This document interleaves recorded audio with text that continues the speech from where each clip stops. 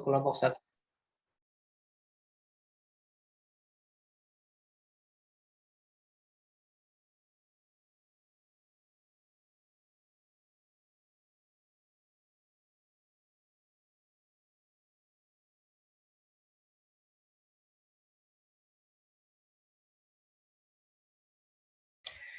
Assalamualaikum warahmatullahi wabarakatuh. Selamat pagi Pak Adi, selamat pagi teman-teman. Kami dari kelompok 1 izin untuk mempresentasikan hasil kerja kelompok kami. Sebelumnya izinkan kami memperkenalkan diri. Kelompok 1 terdiri dari 6 orang. Pertama ada Afan nomor urut 1, kedua ada Eri, saya nomor urut 6, lalu ada Johannes nomor urut 11, lalu ada Faris nomor urut 16, lalu ada Nadia nomor urut 21, dan yang terakhir ada Rio nomor urut 26. Langsung ke Nadia, waktu dan tempat dipersilakan. Baik, terima kasih Eri atas waktunya. Jadi yang pertama itu kita akan membahas mengenai materialitas. Nah, jadi materialitas ini merupakan batasan yang dipilih oleh auditor dalam menilai kewajaran atau ketidakwajaran angka dalam suatu laporan keuangan. Seperti yang sudah Bapak jelaskan tadi di awal, tidak ada aturan baku dalam standar audit berapa patokan yang pas dalam menentukan materialitas. Sehingga dalam pengerjaan materialitas ini, angka yang didapat merupakan hasil dari judgement kami dan mungkin juga hasil perhitungan materialitas kami ada yang berbeda dari pengerjaan teman-teman. Namun kami mengerjakan materialitas ini mengikuti arahan yang ada di buku ARENS sebagai contoh yang telah dilampirkan oleh Bapak. Nah, jadi yang pertama itu tahapannya adalah kita menentukan penilaian materialitas awal.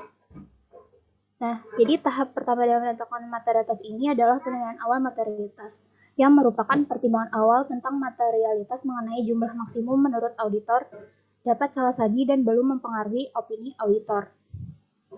Nah, materialitas awal ini memerlukan tolak ukur. Jadi tolak ukur yang diambil oleh kelompok kami ini adalah laba sebelum pajak sebesar 5%. Nah, biasanya tolak ukur yang diambil oleh auditor juga merupakan laba sebelum pajak karena hal tersebut berorientasi pada keuntungan dan dianggap sebagai item informasi yang penting bagi pengguna laporan keuangan. Nah, jadi laba sebelum pajak di 2018 itu adalah 4,5 miliar sekian. Nah, yang kemudian kalau kita kalikan dengan 5%, hasilnya adalah 226 juta sekian. Nah, 226 juta sekian ini merupakan penilaian materialitas awal yang ditentukan oleh kami. Nah, selanjutnya di tahap kedua ini adalah materialitas kinerja. Jadi, besaran materialitas awal ini bersifat menyeluruh untuk laporan keuangan dan tidak dapat digunakan sebagai patokan materialitas setiap segmen laporan keuangan.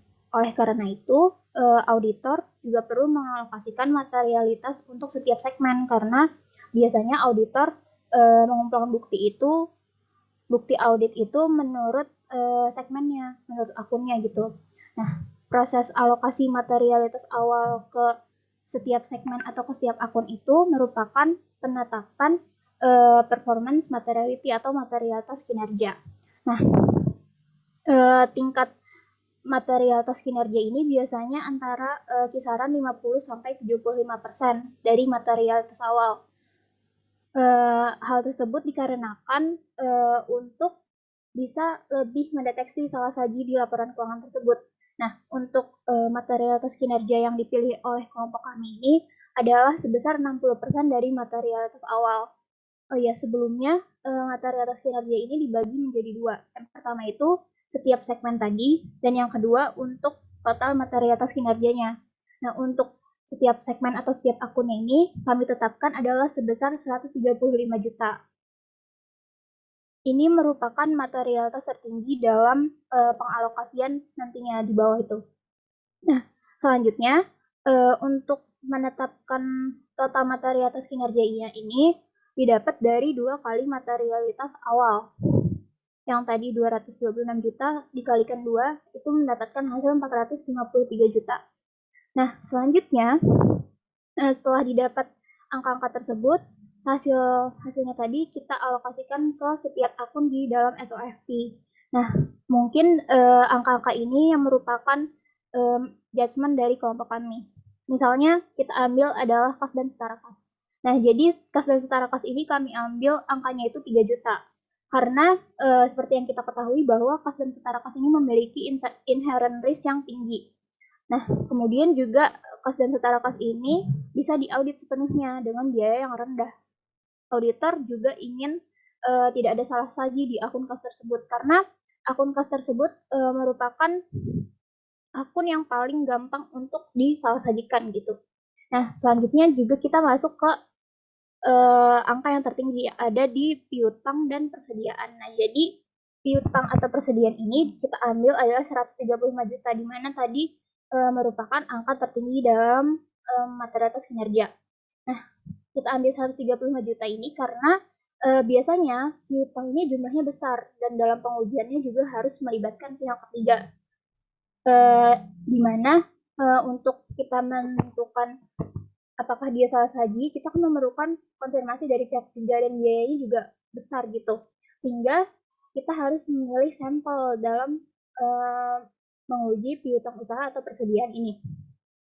Dan untuk persediaan juga, ini persediaan dari perusahaan PT Tubus ini kan berorientasi di kefarmasian dalam artian dia menyediakan obat gitu kan. Nah, nanti obat-obat tersebut jumlahnya banyak. Makanya di sini kita juga memerlukan sampel dalam menguji persediaan. Nah, untuk segmen yang lainnya, sudah kami sediakan catatan pemilihan angka materialitas di bawah. Kayak yang A, B, C, D, itu sudah ada kami cantumkan catatannya kenapa kami memilih sekian gitu. Nah, pada akhirnya, jika ditotalkan semua angka materialitas yang sudah dialokasikan tadi, itu menghasilkan angka 453 juta yang telah ditetapkan di awal tadi. Nah, mungkin itu saja mengenai materialitas. Bisa dilanjutkan ke prosedur analitis bagian SOFP yang akan dijelaskan oleh Rio. Pada Rio dipersilakan. Oke, baik Nadia, terima kasih atas waktunya. Selanjutnya saya akan menjelaskan tentang analisis perubahan SOFP. Jadi di sini di SOFP-nya ada tahun untuk 2017 dan juga untuk tahun 2018. Nah, di sini akan dilakukan perbandingan antara 2018 dan 2017 dengan cara melakukan selisih antara 2018 dan 2017. Dan ini hasilnya. Di sini juga ada perhitungan untuk common size ratio-nya. Dan di sini juga ada untuk persentase perubahan dari untuk cara menghitungnya itu selisih dibagi dengan yang 2017. Nah, dari sini untuk menemukan apakah ada akun yang memiliki resiko itu dilihat dari persentasenya yang tinggi, persentase perubahannya yang tinggi. Itu karena antara 2017 dan 2018 terlihat ada beberapa akun yang sangat tidak wajar lonjakannya. Dan yang telah kami warnai merah ini adalah yang menurut kami adalah akun-akun yang memiliki resiko. Yang pertama yaitu akun terkait akumulasi penyusutan. Jadi resikonya itu salah saji overstatement. Langkah audit yang akan dilakukan itu ya rekalkulasi atas akun penyusutan. Setelah itu ada juga akun terkait aset lainnya. Resiko salah saji yaitu understatement, dan langkah audit yang bisa dilakukan adalah inspeksi ke dokumen aset lainnya, uji fisik aset lainnya, dan bisa cek kelengkapan aset lainnya. Setelah itu ada juga akun terkait untuk utang lain-lain. Di sini risiko salah sajinya itu overstatement. Langkah audit yang bisa dilakukan adalah inspeksi ke dokumen utang, bisa juga untuk melakukan konfirmasi atas utang usaha. Selanjutnya akun terkait utang pajak. Akun terkait utang pajak ini yaitu berkaitan juga dengan beban pajak. Risiko yang salah sajinya itu overstatement, Dan langkah audit yang bisa dilakukan itu inspeksi ke dokumen perhitungan beban pajak dan dokumen pembayaran pajak. Setelah itu ada akun terkait biaya yang masih harus dibayar. Ini resiko salah satunya itu overstatement. Langkah audit yang bisa dilakukan adalah inspeksi ke dokumen terkait, rekalkulasi biaya yang masih harus dibayar. Setelah itu ada akun terkait utang pembiayaan sewa jangka pendek. Risiko salah sajinya itu understatement, dan langkah audit yang bisa dilakukan adalah konfirmasi atas utang sewa jangka pendek dan juga vouching ke dokumen pendukung terkait utang sewa pembiayaan jangka pendek. Selanjutnya ada utang sewa pembiayaan jangka panjang. Ini risiko salah sajinya yaitu understatement. Langkah audit yang bisa dilakukan juga sama, yaitu konfirmasi dan vouching ke dokumen pendukung terkait sewa pembiayaan utang jangka panjang. Selanjutnya ada akun terkait saldo laba. Di sini risiko salah sajinya yaitu overstatement, dan langkah audit yang bisa dilakukan yaitu inquiry, terus tracing ke dokumen pendukung terkait laba. Mungkin itu dari saya. Selanjutnya saya berikan kepada Afan. Kepada Afan dipersilakan. Ya, terima kasih atas kesempatannya. Nah, di sini saya akan menjelaskan mengenai yang bagian income statement.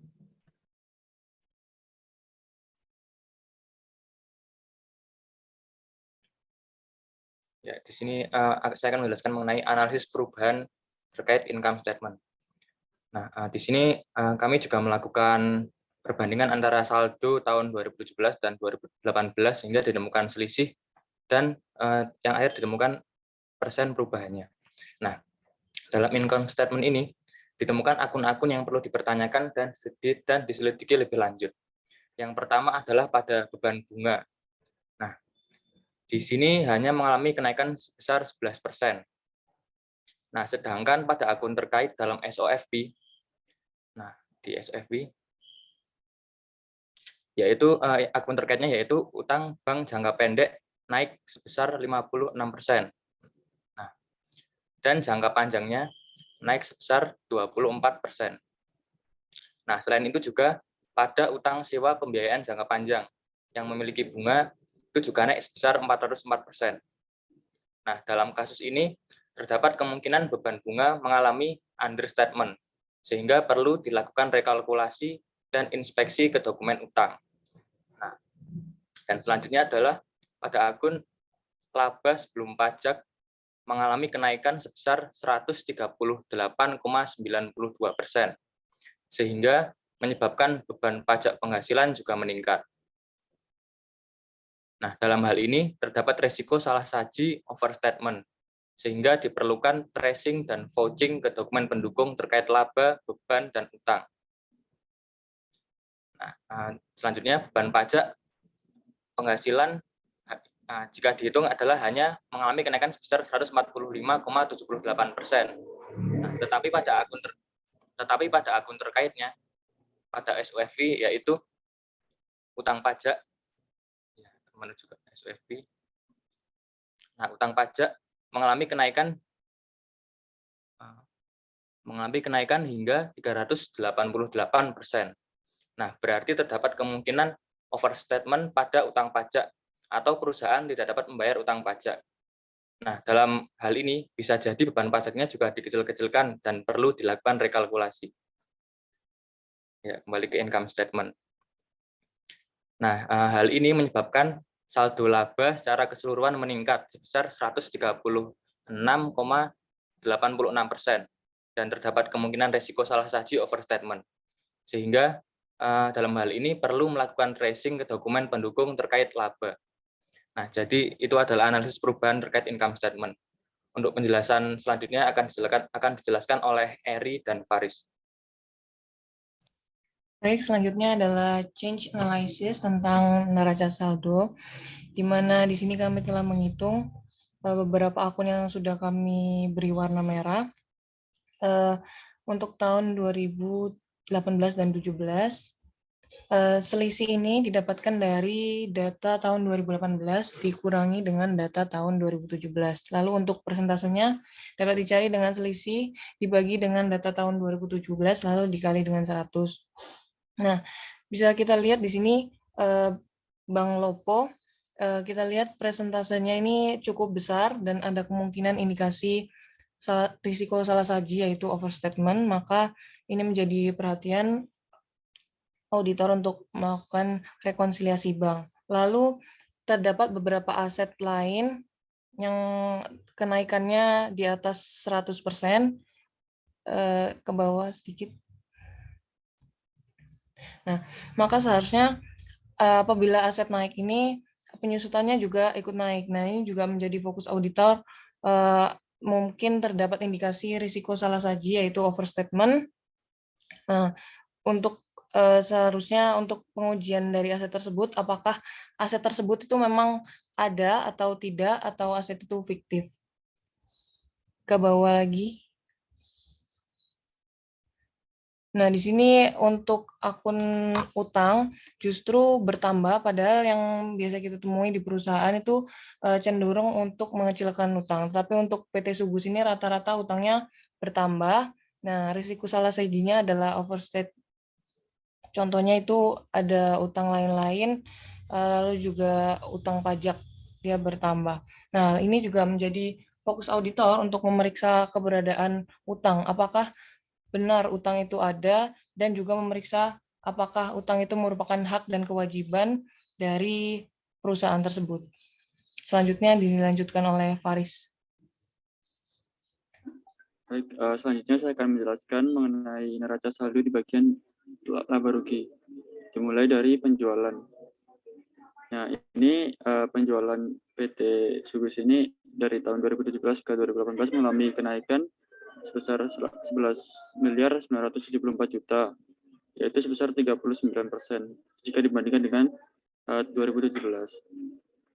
Terus yang ke bawah ada return pembelian. Ini juga mengalami kenaikan mungkin karena adanya kenaikan dari penjualan juga ya.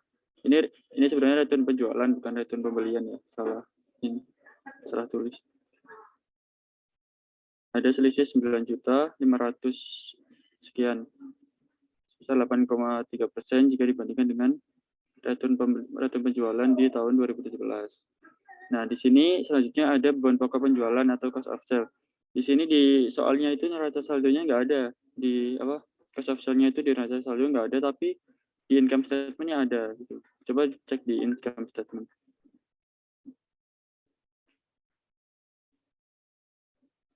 Nah, di neraca saldo soal itu nggak ada beban pokok penjualannya, tapi di income statement ada sebesar 24.883 di tahun 2017 dan 2018 itu 33.216 juta.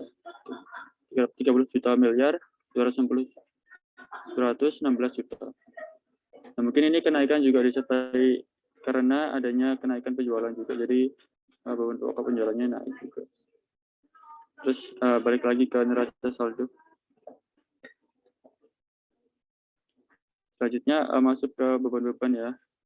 Sini saya akan menjelaskan yang merah aja yang perlu perhatian khusus, yaitu bensin dan pelumas. Beban bensin dan pelumas ini mengalami kenaikan yang cukup tinggi ya, yaitu dari 18 juta ke 51 juta. Atau sebesar 177% jika dibandingkan dengan tahun 2017 selisihnya ini.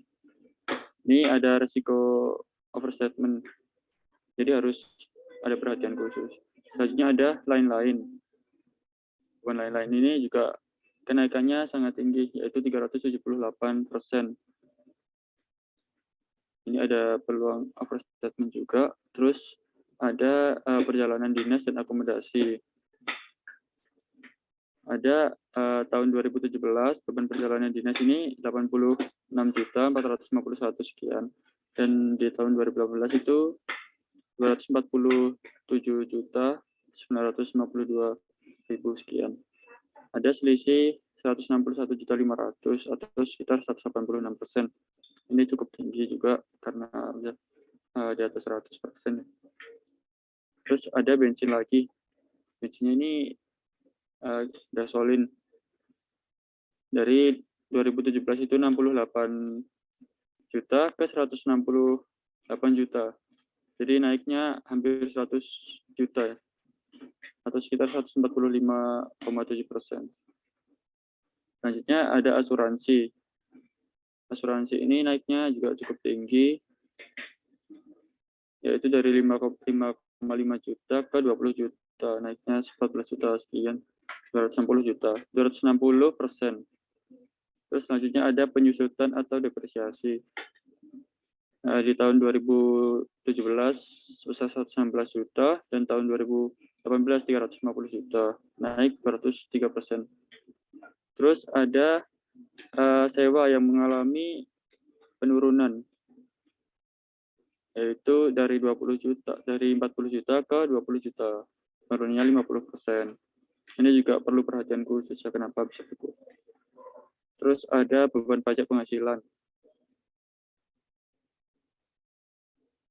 yaitu sebesar 437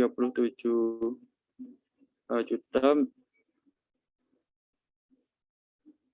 naik menjadi 1 miliar 74 juta, naiknya sebesar 145 juta. Mungkin ini karena tadi ada beban pajak juga ya di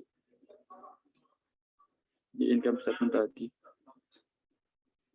Ya, itu mungkin penjelasan dari saya terkait neraca saldo. Selanjutnya akan dijelaskan oleh teman saya. Terima kasih.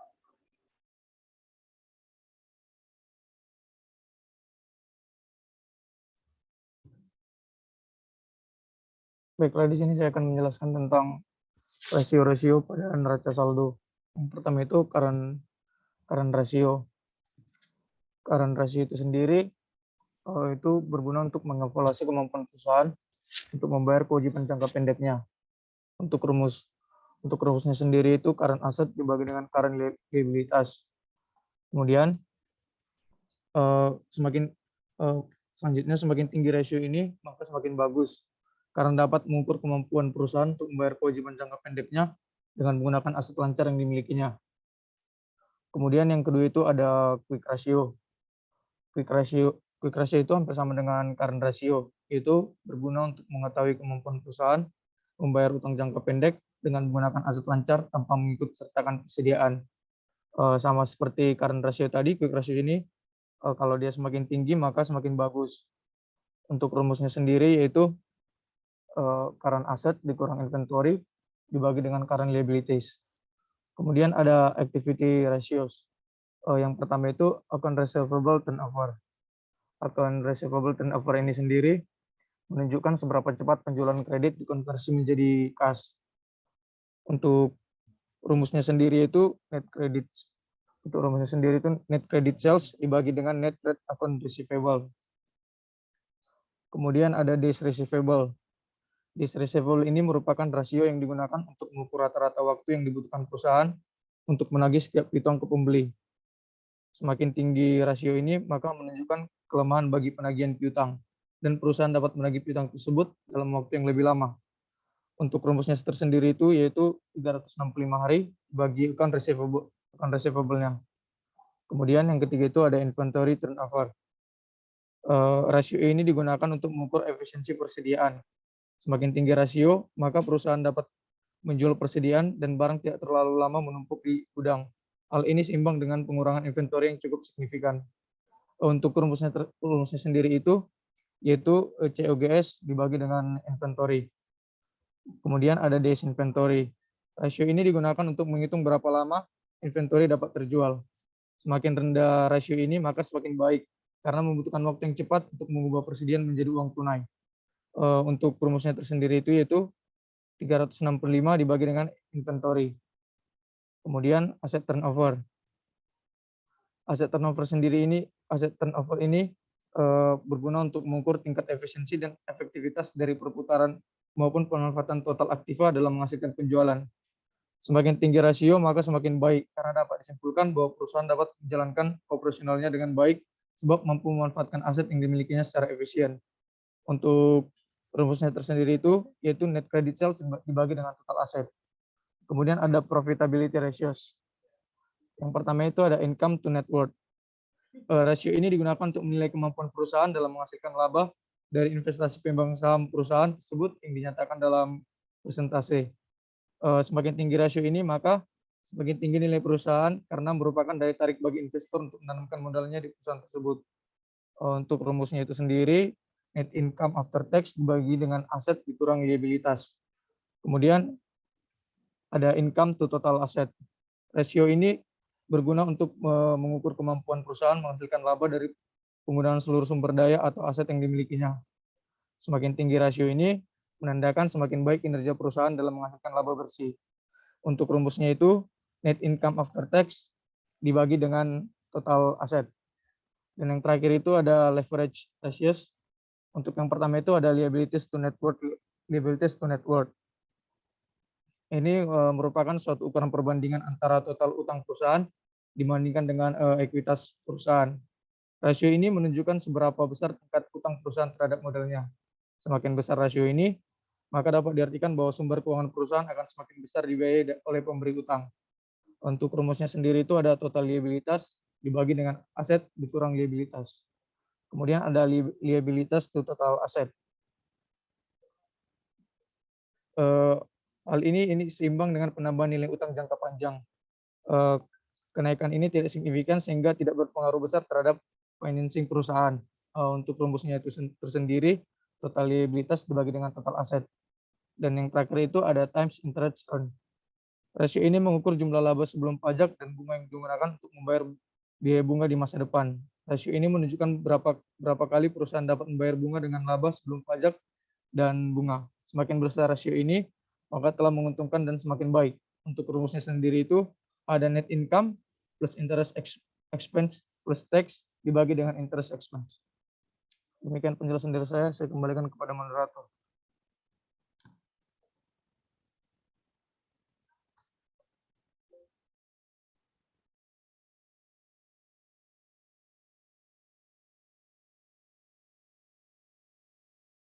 Baik, mungkin sekian penjelasan dari kelompok kami. Lebih kurangnya mohon maaf. Assalamualaikum warahmatullahi wabarakatuh. Oke, sebelum diskusi saya mau luruskan dulu ya. Tadi yang cerita materialitas siapa tuh? Saya Pak Nadia. Oke. Ada penjelasan yang salah ketika kamu membahas masalah performance materiality. Baik Pak. Jadi kamu dikalikan 2. Maksudnya apa? Yang ini ya Pak, yang total materialitas kinerjanya itu. Itu kamu dapat dari mana? 2 kali materialitas awalnya Pak. Teori dari mana dapat? Gimana Pak? Dapat teori dari mana begitu? Kalau yang saya baca dari Aren seperti itu Pak. Mungkin saya yang Total materialitas kinerja tidak melebihi 2 kali materialitas awal. Memang di buku Arens ada begitukah? Iya Pak. Iya? Saya baru tahu malah. Oke. Gini. Auditor itu ketika tahap perencanaan pertama menentukan materialitas awal. Ya. Seperti tadi saya jelaskan, materialitas awal itu ada formulanya, tadi sudah disebut juga, mungkin ada yang 0,5%, 1%, 5% dari tertentu. Ya, dari laba sebelum pajak, mungkin dari apa gitu kan. Nah, habis itu ditentukan performance materiality. Nah, performance materiality itu perlakuan yang umum adalah kisarannya 60% sampai 80% dari materialitas awal. Itu namanya performance materiality. Nah, yang B ini materialitas kinerja, saya nggak tahu nih, saya nggak pernah nemu. Ya. Ini salah nih, anggap aja salah, karena ini memang yang dimaksud adalah performance materiality. Ya, itu PM. Nah, kemudian dari performance materiality ini dibagi ke masing-masing akun atau kelompok akun. untuk menentukan tingkat salah saji yang dapat diterima untuk masing-masing akun. Nanti auditor menetapkan tuh untuk akun kas TE-nya berapa. Ya. TE itu batas maksimum dari satu kesalahan di akun yang dikoreksi atau tidak dikoreksi. Nah, pada prakteknya, auditor itu menetapkan jumlah kesalahan yang tidak perlu dikoreksi biasanya berkisar antara 3-5% dari performance materiality. Maksudnya gini, misalnya kita punya performance materiality di sini 60% dari MA ya, angka 135 ya, itu performance materiality. Kita lupakan yang di row 12 dan 13. Nah, misalnya kita punya saldo kas itu 60 juta gitu ya. 60 juta, kemudian kita tetapkanlah salah sajinya saldo kas misalnya 50 juta gitu. Artinya kalau misalnya ada koreksi kas 10 juta dan klien tidak mau koreksi, itu nggak masalah. Kenapa? Karena dia di bawah TE. Tapi kalau kesalahan di bawah TE dan tidak dikoreksi, berarti dianggap salah sajinya material. Ya. Material pada level akun, bukan pada level laporan keuangan ya, jangan salah. Baik, itu paham ya? Kemudian tadi saya juga mencermati salah saji. Nah, waktu tadi ada yang membahas risiko salah saji, jangan cuma menyebut understated atau overstated. Ya. Jadi ketika kita menetapkan kemungkinan salah saji dari satu akun atau kelompok akun, tidak cukup mengatakan understated, overstated. Yang harus kita ungkapkan di situ adalah kemungkinan apa yang menyebabkan dia understated atau overstated. Contoh misalnya penjualan. Maka kita ketika menyebutkan salah saja pada penjualan, kita bisa menyebutkan adanya penjualan yang tidak tercatat. Atau ada kesalahan pisah batas. Gitu ya. Kalau piutang mungkin ada piutang tidak tertagih tetapi tidak disisihkan. Ya. Jadi harus begitu bahasanya ya. Kalau cuma overstated, understated, apanya gitu? Kenapa? Karena ketika kita menentukan risiko salah saji pada satu akun atau kelompok akun, tujuannya adalah untuk merancang apa prosedurnya, gitu kan? Jadi kalau kita tahu misalnya kemungkinan salah saji pada penjualan adalah penjualan salah pisah batas, salah cut off. Maka prosedurnya apa? Cut off test. Yang diuji apa? Transaksi penjualan beberapa hari sebelum dan setelah tanggal laporan keuangan. Gitu ya. Terus tadi utang usaha naik tinggi. Jadi kemungkinan ada salah saji. Nah, nggak boleh begitu auditor. Ya. Jadi kita tidak boleh melihat bahwa satu yang naik itu salah saji, satu yang turun bagus dan sebagainya. Justru ketika kita melakukan analytical review terhadap kenaikan atau penurunan akun, kita harus melakukan reasonableness test. Nah, pendekatannya adalah siklus. Misalnya penjualan naik, pasti piutangnya naik harusnya. Kalau piutangnya nggak naik, mungkin piutangnya udah ketagih kan? Masuk kas yang naik. Kalau kasnya nggak naik, mungkin dipakai buat beli aset, bisa jadikan. Atau dipakai buat bayar dividen atau apa-apa. Nah, ketika hutangnya naik, mestinya pembelian juga naik gitu. Kalau pembelian nggak naik, mungkin harga pokoknya juga harusnya naik. Harga pokok naik, mestinya penjualan juga naik gitu.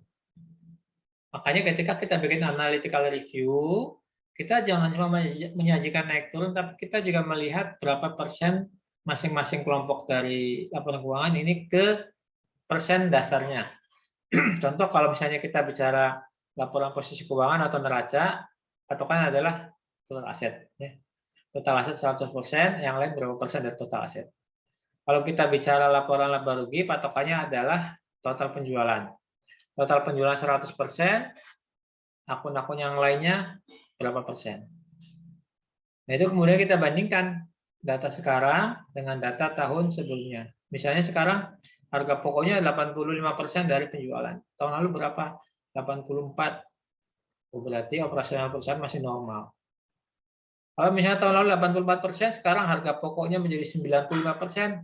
Ini yang patut kita pertanyakan. Ada apa? Ya, kita nanti minta penjelasan pada manajemen kenapanya, kemudian kita uji. Apakah itu pasti salah saja? Belum tentu. Ya. Tetapi hal tersebut harus menjadi pertimbangan kita sebagai fokus pengujian atau menjadi area yang signifikan. Itu pengantar dari saya. Silakan dilanjutkan dengan diskusi. Nanti kalau pas suara adzan kita berhenti ya. Masih lama sih. Silakan.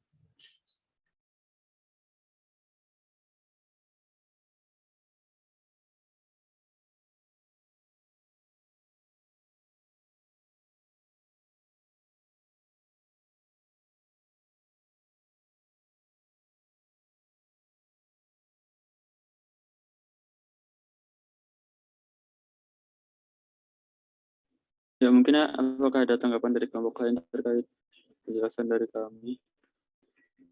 Terima kasih.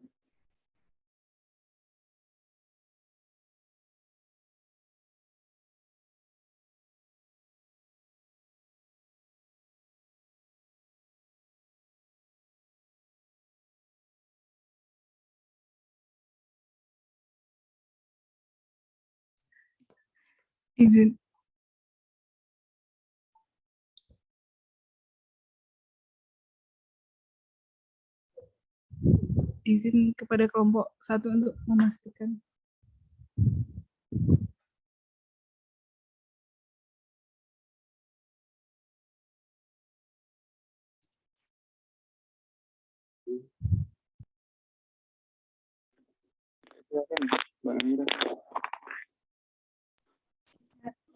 Izin masih belum paham sih, izin memastikan yang di bagian materialitas yang dijelasin sama Nadia tadi, itu yang di notes-nya itu berarti angka-angkanya itu pure judgment dari auditor apa gimana ya?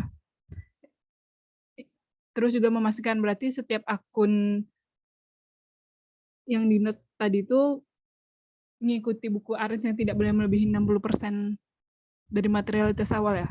Terima kasih.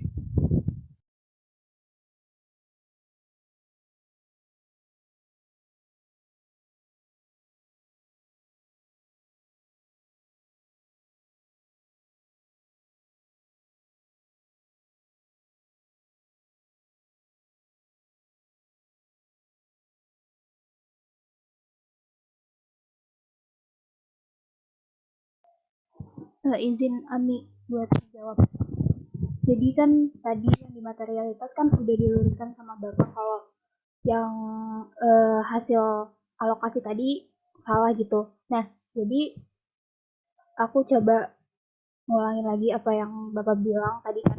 Kalau kami menetapkan materialitas itu kan 60% dari materialitas awalnya kan. Nah, artian 135 juta tadi. Nah, ketika misal kas itu kesalahan salah sajinya itu kurang dari 135 juta, itu nanti tidak membuat laporan keuangan itu bisa dikatakan salah saji. Kalau misalnya mereka nggak koreksi itu nggak masalah gitu. Kalau dia kurang dari 135 juta. Nah, ketika dia lebih dari 135 juta, itu udah dianggap material sama si auditor dan itu harus dikoreksi. Kalau misalnya nggak dikoreksi sama si perusahaan, itu bisa berpengaruh ke opini dari auditor. Misal dia nggak koreksi, bisa wajar dalam pengecualian atau gimana gitu. Nanti nggak bisa dia netapin itu unqualified. Seperti itu mungkin. Dan notes tadi itu diabaikan aja gitu. Mungkin Bapak izin, saya juga masih ingin memastikan sih Pak. Berarti nanti kalau semisal di kas itu salah sajinya itu kurang dari 135 juta, sedangkan kalau misalnya kita ngelihat itu kan kas itu pasti inherent risk-nya tuh tinggi gitu Pak. Kalau semisal dia kurang dari 135 juta berarti itu nggak masalah ya Pak kalau salah sajinya segitu. Mungkin bahasanya bukan nggak masalah begitu. Ketika kita menetapkan berapa batas salah saji yang dapat diterima untuk akun, ya, kita perlu melihat risiko inheren dari akun tersebut, pertama. Yang kedua adalah kita melihat bagaimana pengendalian yang dilakukan perusahaan atas akun tersebut untuk meminimalkan adanya risiko inheren tadi. Ya, jadi kalau kas itu risiko inherennya tinggi, tapi di sana ada pengendalian yang ketat, mestinya kita bisa menetapkan TE yang lebih besar dibandingkan kalau pengendalian tidak bagus. Nah, logikanya, kalau misalnya pengendaliannya bagus, kemungkinan salah saji di akun kasnya pasti kecil terjadi, ya kan? Gitu. Nah, yang saya maksud tadi adalah ketika kita sudah menetapkan satu tingkat salah saji yang dapat diterima, TE tadi pada satu akun. Sebut tadi saya ambil contoh kas, oke lah. Jangan terpaku pada akunnya ya, jangan terpaku pada akun. Ini hanya sekedar contoh. Bisa aja akunnya akun apapun. Katakan misalnya materi salah sajinya dia 60 juta misalnya. Kemudian ada kesalahan yang kita temukan 50 juta. Kita mengusulkan koreksi, klien nggak mau. Nah, terhadap salah saji yang 50 juta tersebut itu tidak termasuk salah saji material untuk kasnya. Kenapa? Karena masih di bawah TE. Ya, pemahamannya harus begitu. Ini berlaku untuk akun-akun yang lain juga. Ketika ada kesalahan yang tidak mau dikoreksi di bawah TE, maka kesalahan tersebut bagi akun yang bersangkutan tidak material. Beda ceritanya nanti ketika kita bicara laporan keuangan. Semua koreksi-koreksi yang tidak dibukukan di semua akun dikumpulin jadi satu. Di total dibandingin sama performance materiality. Kalau jumlahnya gede tentu harus dianggap sebagai material gitu ya. Jadi gitu ya. Baik, Pak, dapat dipahami. Terima kasih, Pak. Yep. Bagaimana Namira? Apakah ada tanggapan lain atau masih bingung? Sudah jelas, terima kasih penjelasannya Nadia dan Bapak.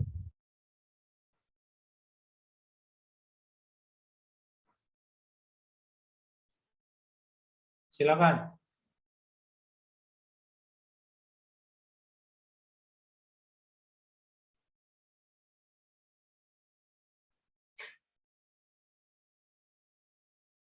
Yang lain?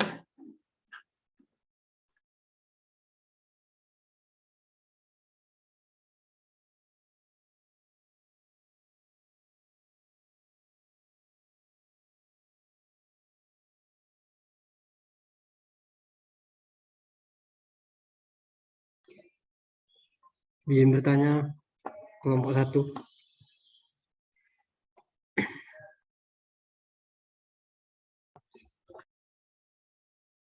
Ya, silakan, Fadil. Baik, tadi kan kelompok Anda sudah menjelaskan terkait dengan rasio-rasio terhadap neraca saldo dari perusahaan itu. Nah, menurut kelompok Anda, apa sih sebaiknya yang menjadi benchmark untuk perusahaan itu yang nantinya digunakan untuk pembanding apakah perusahaan tersebut baik atau enggaknya dari rasio-rasio itu? Terima kasih.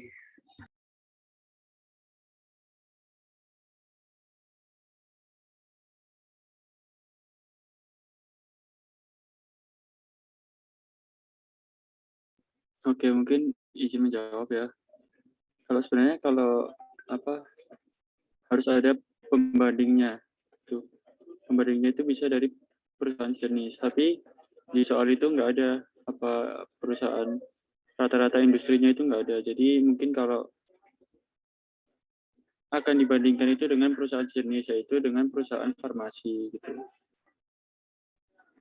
Lebih baik lagi kalau Kalau yang kamu pahami gimana tentang itu?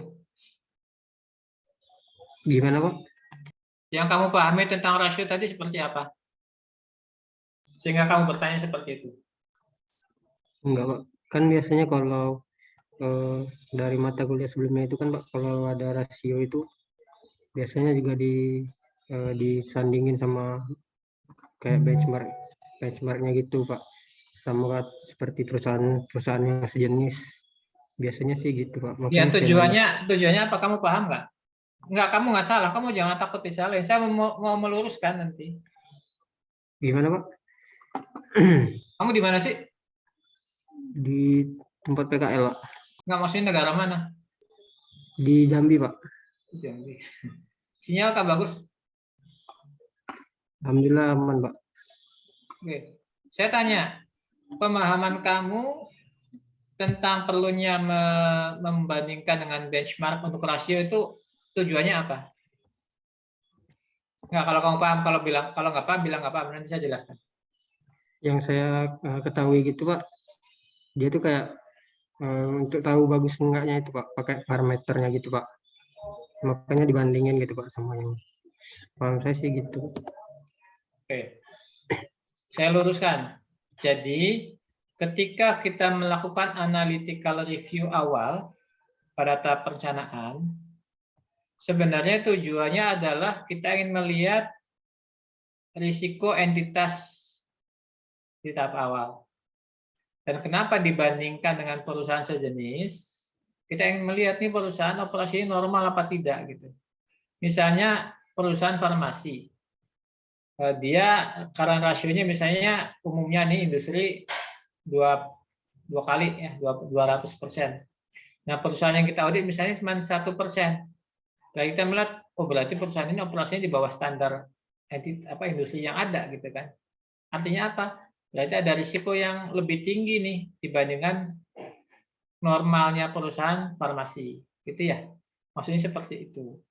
Nah, kita melakukan analisis rasio tadi dalam rangka pemahaman awal tentang risiko pada level entitas. Kan kalau perusahaan, misalnya gini, perusahaan perputaran piutangnya lamban.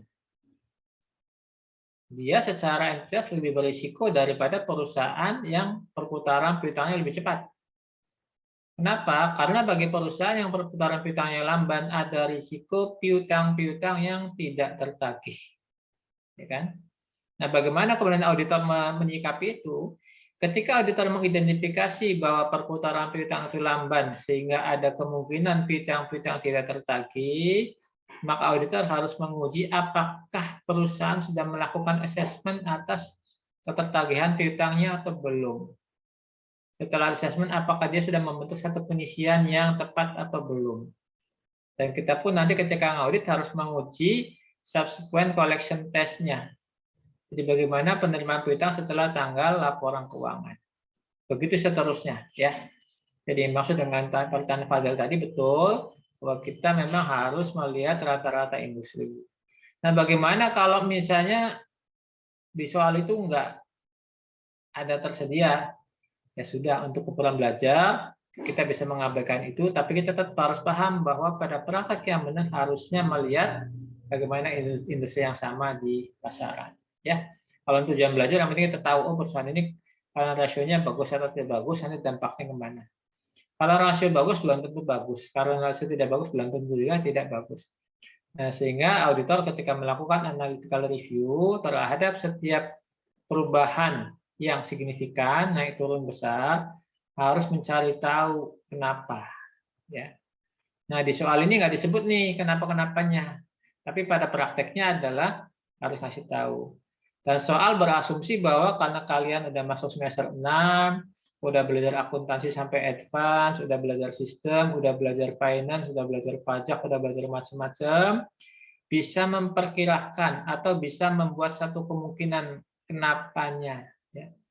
Jadi apa yang kita tuliskan ketika membahas soal ini, semua itu adalah kemungkinan yang bisa terjadi, yang kita tetapkan tentunya berdasarkan dari ilmu, pengetahuan, dan pengalaman kita selama belajar mata kuliah yang lain, termasuk mata kuliah HKSK di semester kemarin.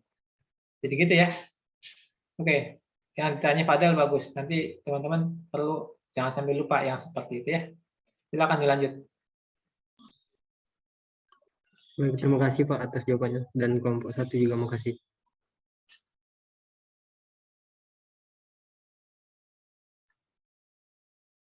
Pak Hur mau nanya?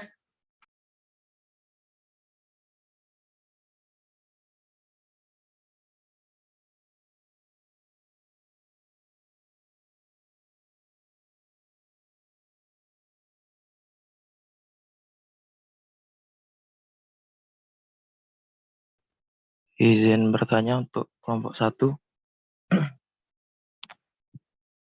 Pada tahap perencanaan awal itu kan kita harus menetapkan gitu ya risiko-risiko dalam pelaksanaan audit. Nah, risiko itu ada salah satunya inherent risk ya, atau risiko bawaan.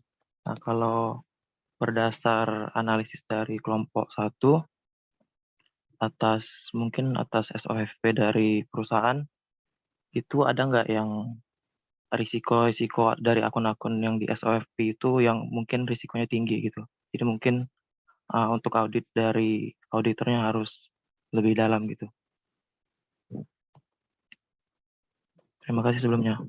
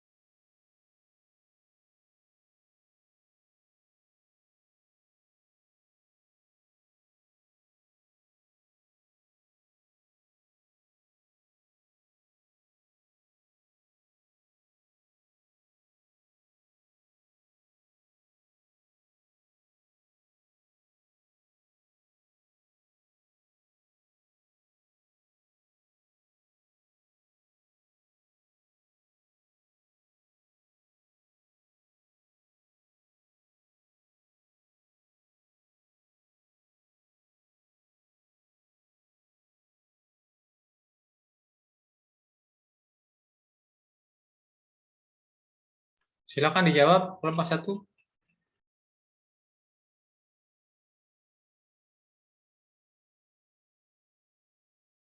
Izin Pak, mencoba menjawab. Jadi sebelumnya kan yang ditanyakan Lutfi tadi itu risiko ya. Nah, kalau setahu saya itu risiko nggak bisa ditentuin pakai judgement. Yang pertama itu. Dan biasanya auditor itu nentuin risiko itu perlu pemahaman yang benar-benar kompleks dan panjang gitu. Nah, mungkin yang saya tahu itu kalau inherent risk ya, inherent risk itu pasti kas itu pasti inherent risknya tinggi karena inherent risk kan risiko bawaan. Risiko bawaan itu ketika kas yang sifatnya itu bisa di tangan atau di bank itu lebih gampang buat di apa ya digelapkan lah istilahnya gitu. Nah, terus juga kalau yang di saya baca di pemahaman di buku 1 itu ada pemahaman bisnisnya. Jadi sistem penerimaan kasnya itu kompleks dan itu bisa berisiko tinggi juga. Terus dengan ada akun-akun tertentu dengan saldo yang besar, itu dibandingkan dengan keseluruhan saldo memiliki risiko yang tinggi juga. Mungkin itu sih yang bisa saya sampaikan. Siapa tahu teman-teman yang lain dari kelompok 1 bisa menambahkan. Silakan yang mau menambahkan atau meluruskan.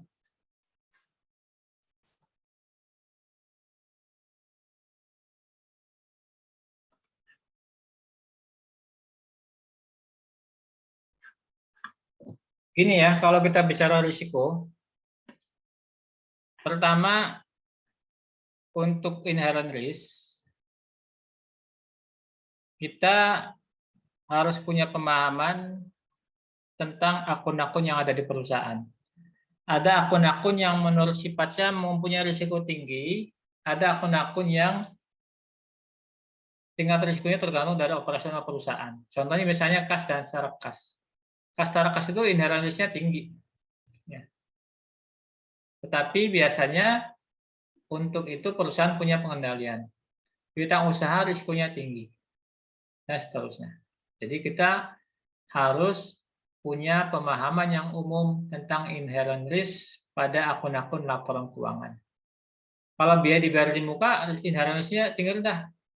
Rendah. Kenapa? Karena biasanya nilainya kecil, kemungkinan juga salah sajinya paling salah hitung gitu ya. Nah, dalam konteks seperti ini, auditor setelah memahami ada risiko inherent dari satu akun atau kelompok akun, auditor harus melihat bagaimana pengendalian yang dilakukan perusahaan untuk meminimalkan atau memitigasi dampak dari inherent risk yang melekat pada akun atau kelompok akun. Makanya pada planning ini kita selain memahami bisnis, kita juga memahami pengendalian, apakah perusahaan punya pengendalian yang memadai atau tidak, pengendaliannya berjalan atau tidak.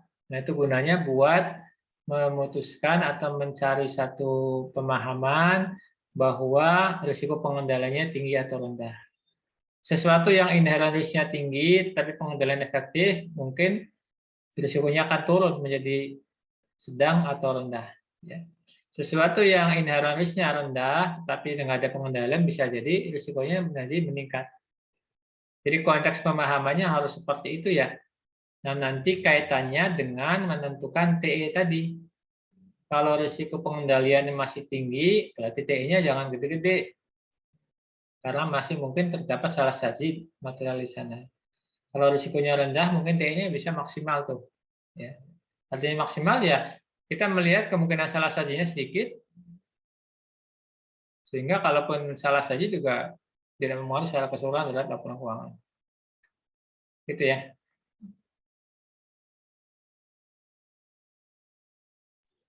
Baik Pak, dapat dipahami. Terima kasih Pak, dan terima kasih teman-teman kelompok 1. Dilkam mau nanya? Kayaknya Dilkam lagi asik sendiri senyum-senyum. Belum Pak, cukup Pak. Kamu lagi ngapain? Ngobrol sama teman? Enggak Pak, lagi lihat. Kalau mau belajar, fokuslah pada pelajaran, biar dapat ilmunya ya. Kalau nggak mau belajar, nggak usah masuk. Silakan yang lain.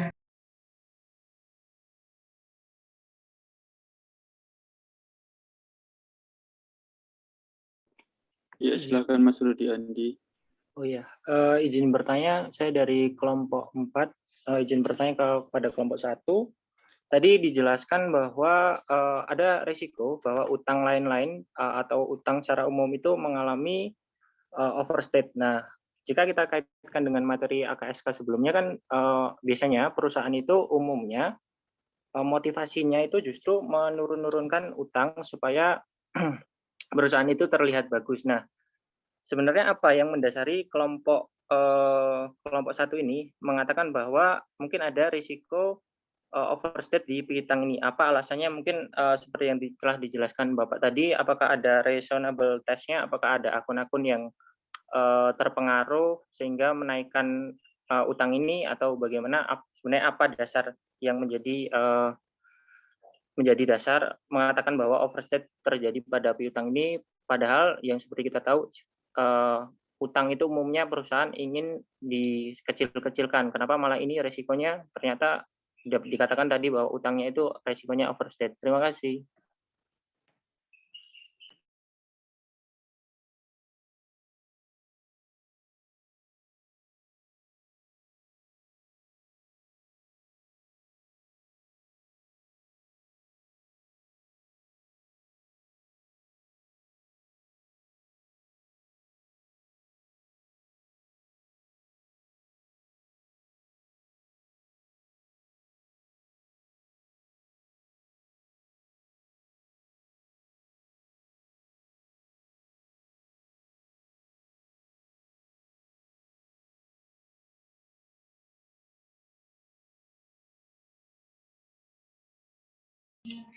Izin menjawab pertanyaan dari Andi.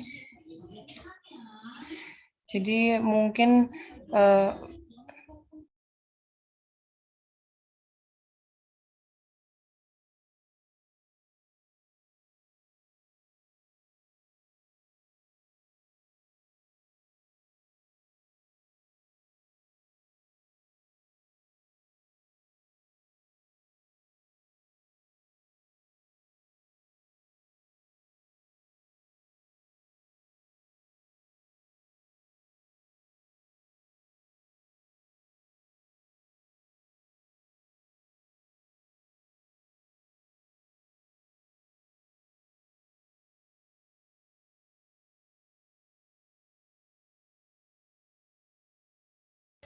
mohon izin Pak, teman-teman, tempat saya sedang azan.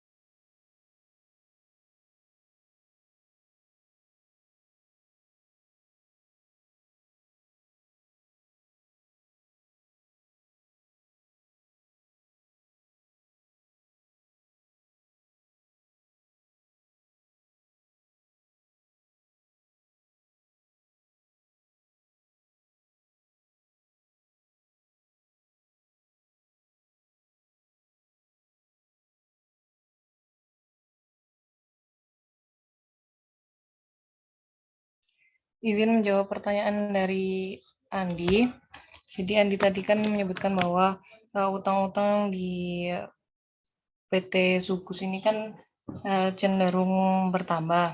Nah, padahal yang biasa kita temui perusahaan-perusahaan itu justru cenderung untuk mengecilkan utang. Nah, logikanya perusahaan ini memang tidak bisa bayar utang. Jadi utangnya itu terus menumpuk sehingga jadi bertambah. Nah, kita melihat apakah benar ada utangnya dan melihat hak kewajiban dari perusahaan tersebut. Apakah benar utang itu milik hak dan kewajiban perusahaan tersebut. Mungkin kelompok satu yang lain ada yang mau menambahkan.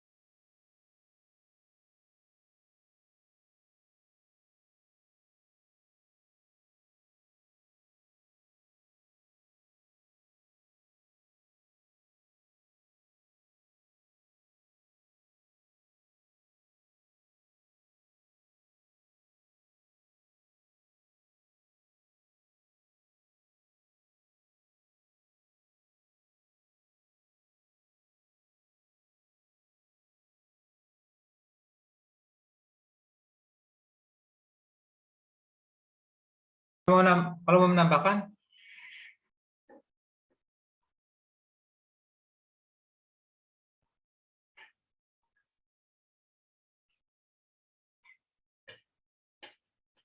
apakah masalah kalau utangnya tinggi?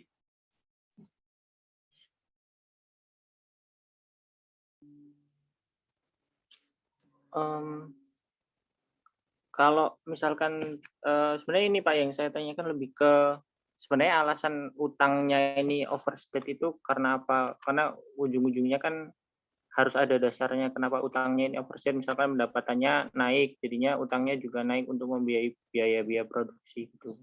Ya, makanya saya tanya ke kelompok 1, kenapa utangnya tinggi? Itu apakah ada masalah?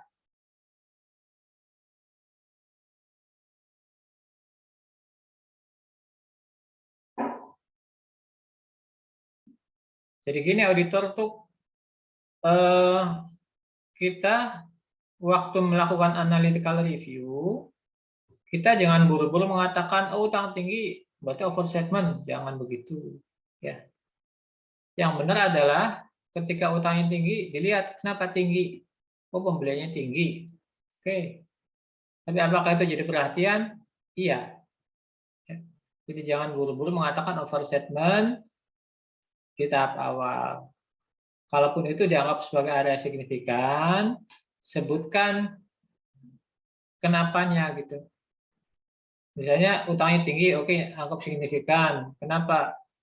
Kemungkinan ada apa gitu ya. Gitu. Nanti baru setelah kita uji, kita melihat masalah enggak. Nah, makanya perlunya kita membandingkan saldo sekarang dengan saldo tahun lalu, melihat dulu utangnya berapa, sekarang utangnya sekian. Oke, dulu penjualannya berapa, sekarang penjualannya sekian. Nah, kita lihat hubungannya gitu. Ini kira-kira kalau utangnya naik segini, masuk akal nggak sih dengan kondisi penjualan sekarang gitu kan? Nah, nanti arah ke sana. Ya.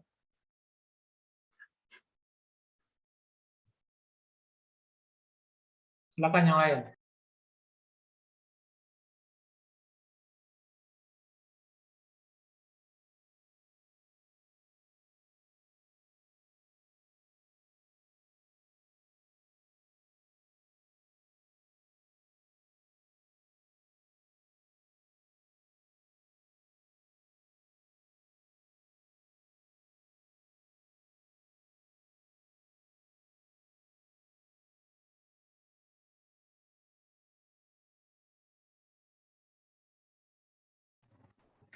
Izin bertanya untuk kelompok 1.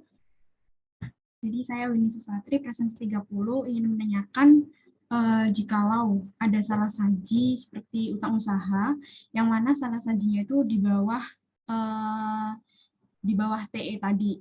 Namun salah saji tersebut tuh berdampak ke banyak akun seperti pembelian, terus ke HPP. Nah, yang saya tanyakan, apakah salah saji yang demikian itu tetap dianggap tidak material jika klien tidak melakukan koreksi? Terima kasih.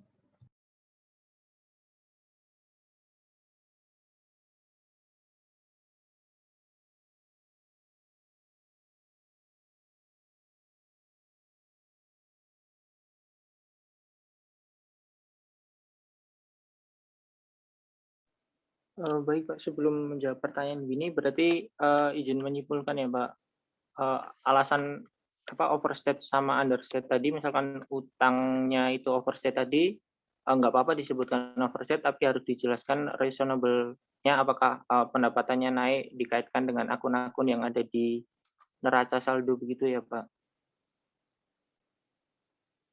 Kamu jawab pertanyaan atau apa, Rudi? Ini Pak, menyimpulkan dari jawaban atas pertanyaan saya yang dijawab sama kelompok 1 tadi dan jawaban Bapak tadi. Misalkan dikatakan overstate berarti tidak apa-apa asalkan ada alasan yang jelas gitu ya Pak. Atau misalkan kita menjawab itu tidak boleh langsung mengatakan overstate tapi harus didukung dengan data-data akun lainnya gitu ya Pak. Kalau dikatakan overstate nggak apa-apa, salah. Yang benar adalah saldo tinggi belum tentu masalah. Jadi ketika kita menemukan satu akun saldonya tinggi, kita jangan buru-buru mengatakan, wah dia overstatement. Jangan buru-buru begitu. Kita uji dulu, apa benar. Kalau misalnya saldonya naik, ternyata benar ada utang segitu, Ya nggak masalah dong. Gitu Mas. Oh ya, baik, Ya. dapat dipahami. Terima kasih banyak, Pak. Dan terkait tadi pertanyaan kalau misalnya ada satu akun misalnya di utang usaha ada koreksi yang tidak material tetapi berdampak terhadap akun yang lain gitu ya. Nah, seperti saya bilang tadi, ketika kita melihat kesalahan itu material atau tidak, kita tidak hanya melihat dari satu sisi. Jadi kalau misalnya tadi ada salah saji di akun-akun yang nggak dikoreksi karena mungkin di bawah materialitas gitu, tapi harus kita total secara keseluruhan. Kalau semua tidak material tapi di total jadinya material, berarti bisa material, gitu ya. Jadi kita tidak hanya melihat utang sendiri, persediaan sendiri, yang lain sendiri. Tidak, tapi yang kita lihat adalah pada akhirnya laporan keuangan secara keseluruhan. Makanya auditor itu ketika selesai, kemudian terhadap koreksi audit, dia bikin namanya summary audit difference. Summary audit difference itu adalah usulan koreksi audit yang tidak dikoreksi oleh si klien, tidak mau dikoreksi. Nah, dihitung tuh berapa total. Itu kan summary audit difference kan merupakan kesalahan salah saji itu. Tinggal dihitung berapa nilainya. Kalau di total gabung nilainya di atas materialitas berarti material asalnya bisa pengaruh ke opini. Biasanya auditor itu mentolerir kesalahan yang tidak dikoreksi itu kisarannya antara 3-5% dari performance materiality. Jadi kalau di total gitu masih sekitar 3% dari PM, nggak masalah secara keseluruhan. Kalau di atas 5%, auditor pasti mempertimbangkan lagi. Berarti potensi salah saji ini material gitu kan, tinggal nanti menentukan apakah opininya kualifikasi ataukah tidak wajar atau mungkin disclaimer gitu ya. Dapat dipahami. Terima kasih banyak, Pak. Oke. Silakan yang lain.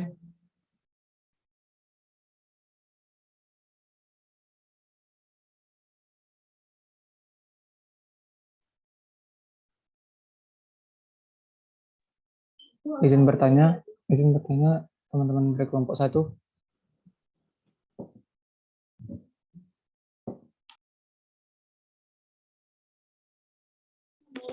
Ya, silakan. Sorry. Baik, saya ingin menanyakan. Tadi kan ada di teman-teman dari kelompok 1 menjelaskan mengenai analisis perubahan SOFP tadi, yang mana di situ ada terdapat ada yang salah saji tadi ya. Nah, yang ingin saya tanyakan tadi kan ada tuh persentase perubahannya, percentage of change-nya berapa gitu setelah kita carikan. Nah, yang ingin saya tanyakan, gimana cara kita menentukan presentasi perubahan itu udah masuk kemungkinan salah saji atau belumnya gitu. Mungkin sekian, terima kasih.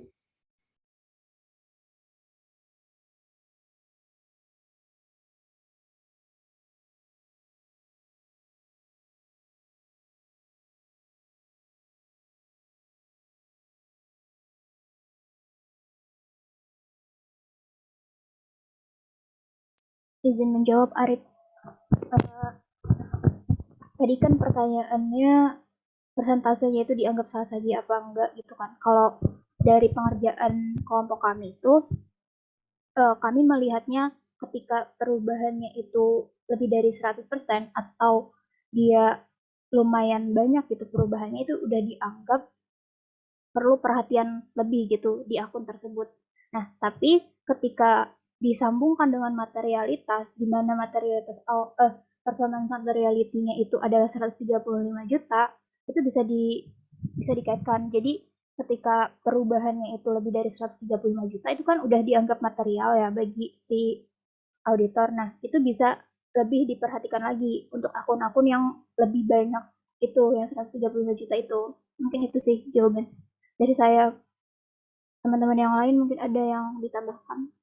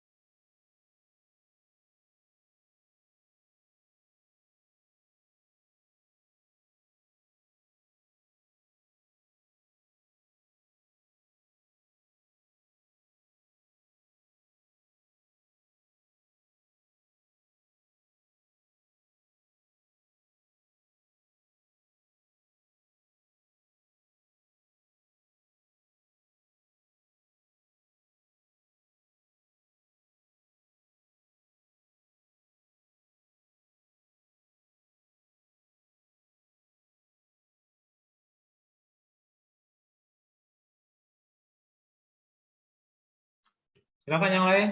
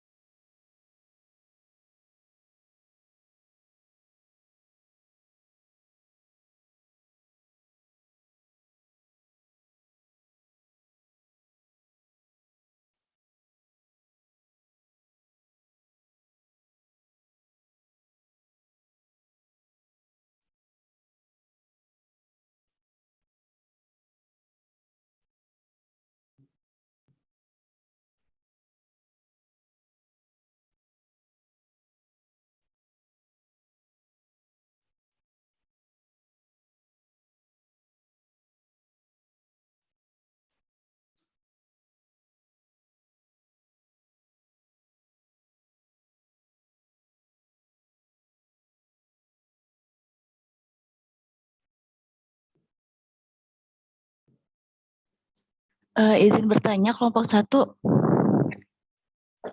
Tadi kan data material yang performance tadi itu yang 2 kali material awal itu kan salah ya.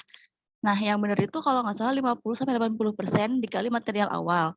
Nah, berarti materialitas yang itu kan harus dibenerin kan? Nah, kira-kira judgement buat nentuin angka-angkanya itu pakai apa ya? Terima kasih.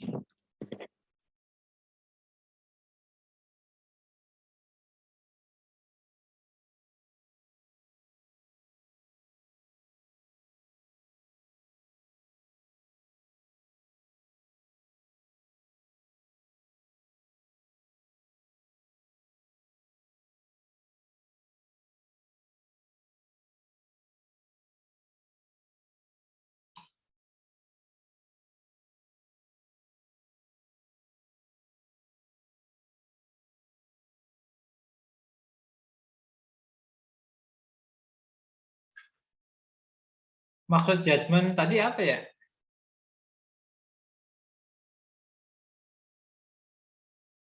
Yang nanya tadi maksudnya apa? Yang kamu maksud judgement? Izin Pak, dasar pembuatan angka-angkanya. Angka-angka yang mana? Angka-angka yang tadi tuh kayak misalnya performance material di tiap akun ya Pak? Oke, tolong didengar lagi. Jadi langkah pertama itu menetapkan materialitas awal. Ya, biasanya tiap kantor punya kebijakan berapa persen ya. Kalau perusahaannya ini gimana dan sebagainya.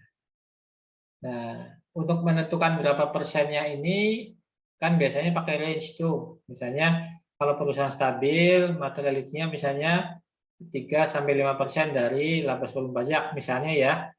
Nah, dalam menentukan apakah 3 atau 4 atau 5 itu didasarkan pada penilaian risiko awal atas entitas. Ya. Begitu juga ketika menentukan performance materiality. Umumnya adalah 60% sampai 80% dari materialitas awal umumnya. Nah, kantor auditor juga bisa punya kebijakan tuh berapa persen. Nah, ketika itu kemudian dibagikan ke masing-masing akun, misalnya akun kas sekian persen, akun piutang sekian persen. itu didasarkan pada penilaian risiko auditor terhadap akun yang bersangkutan. Tadi saya sudah jelaskan, tiap akun punya inherent risk, kemudian kita cek pengendalian yang diterapkan perusahaannya apa, sehingga risikonya menjadi seperti apa. Apakah tinggi, sedang, rendah. Nah, pada saat itulah auditor menetapkan kalau tinggi risikonya berapa persen, kalau sedang berapa, kalau rendah berapa persen. Jadi judgement-nya itu mendasarkan pada pemahaman atas risiko awal.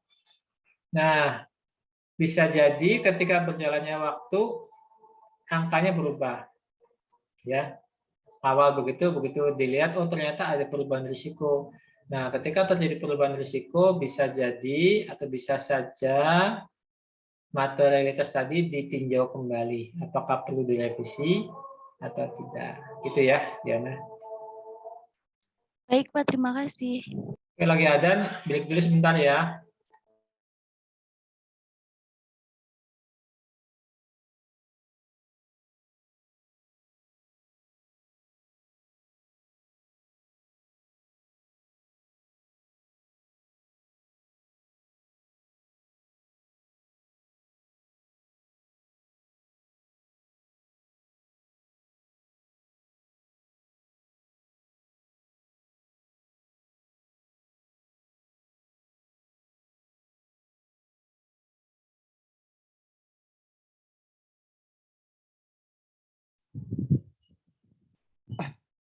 Izin bertanya kepada kelompok 1.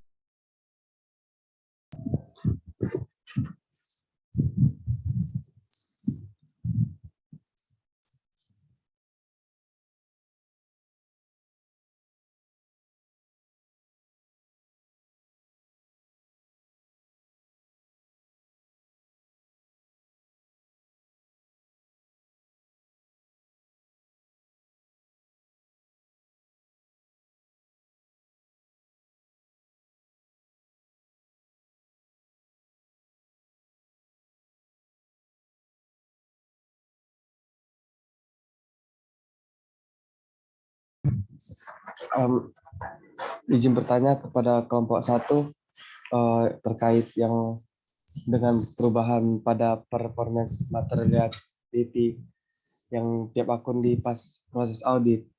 Itu kalau berubah itu perubahannya itu ke seluruh akun atau akun tertentu ya?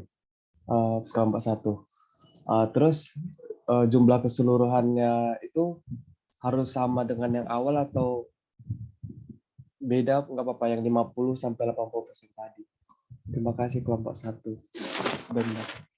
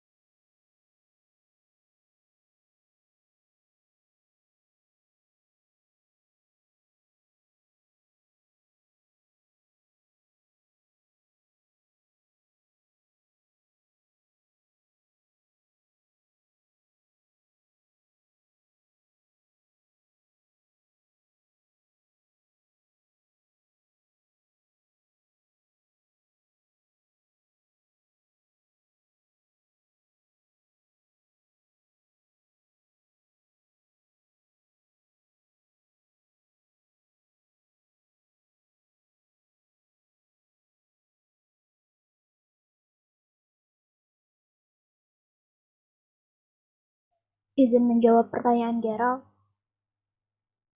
Jadi pada dasarnya auditor ini bisa mengubah materialitasnya seiring dengan proses audit tersebut. Nah, hal tersebut itu dikarenakan adanya perubahan pada salah satu faktor yang digunakan untuk menentukan pertimbangan material tersebut.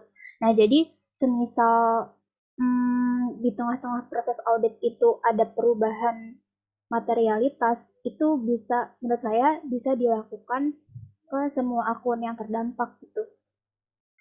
Kan dari awalnya itu kita ngelihat dulu perubahannya berapa, dan kemudian misal auditor itu menemukan ada faktor-faktor lain gitu yang bisa merubah si materialitas ini, itu nanti kita lihat lagi semua akun yang terdampak itu tuh apa-apa aja dan apakah akun tersebut itu material gitu. Mungkin itu yang bisa saya jawab.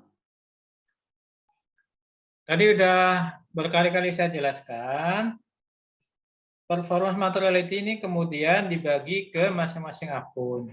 Artinya apa? Kalau PM-nya berubah, akunnya juga berubah, gitu ya. Itu simpelnya. Baik Pak, terima kasih Bapak dan kelompok.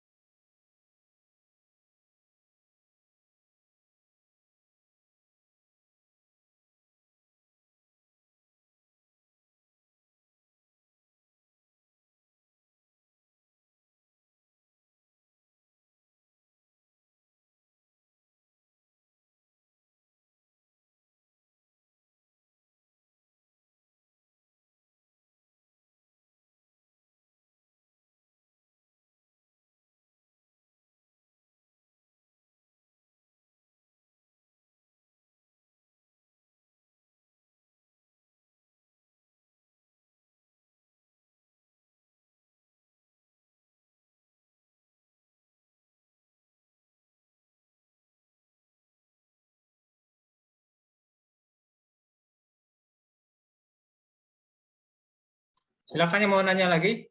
Sudah selesai?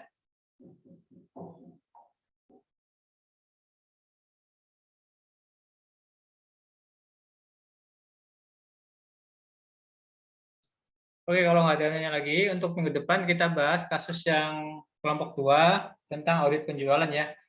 Tolong dipelajari baik-baik kasus soalnya. kemudian dibuat jawaban sebaik-baiknya. Kalau nggak ada lagi bertanya, kita tutup hari ini. Sampai ketemu hari Rabu depan ya. Terima kasih, selamat siang. Terima kasih Pak. Yang Pak, terima kasih Selamat siang, Pak. Pak. Terima kasih, Pak. Terima kasih, Pak. Terima kasih banyak.